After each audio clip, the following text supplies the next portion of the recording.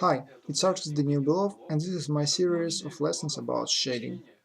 Today we will talk about a very important principle, from general to particular. Look at this form. This form consists of a huge number of small balls, and each ball has its own light, its own shadow, its own middle tone, its own highlight, and its own reflected light. However, despite that, this congregation of balls doesn't form an amorphous mass, but the form of a cube. To depict that we have an object, in this case the cube, which consists of many small details, in this case the balls, we need to take into account that the shading on this form, in general on this form, not on each separate detail, but in general on this form, is distributed in the same way as on an ordinary cube.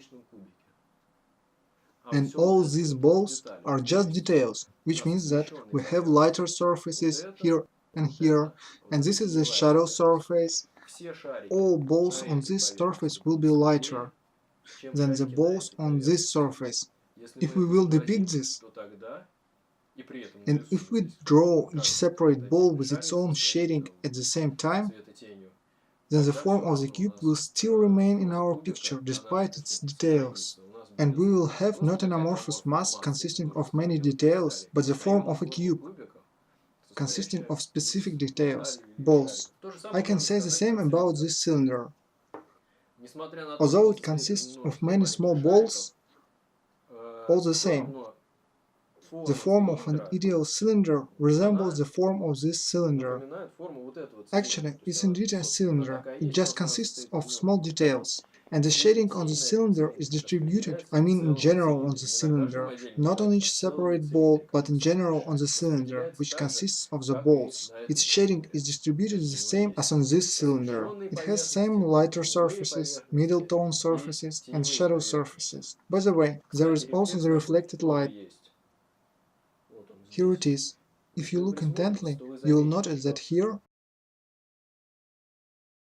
the cube is darker than here, because more reflected light from this surface reaches here.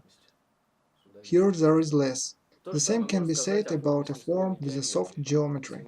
If we take our cylinder and break it,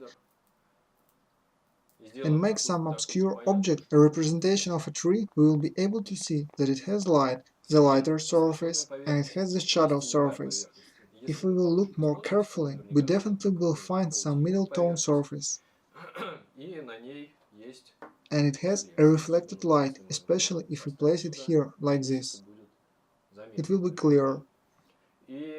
Consider it as it is, a tree consisting of many small leaves. The same way this form consists of many small balls. That is, if we draw a tree, we need to understand that the crown has a certain form, despite the fact that it consists of small details, leaves. Like this form consists of many small balls, but all the same it has an integral, holistic form, which has light, shadow, reflected light, some middle tone, and coarse shadow. Please respond, does the principle from general to particular sound useful for you? Do you think it's more useful than the principle from the particular to general? And please, let me know, were you told about this principle in your art school previously? And have you used this principle previously at all?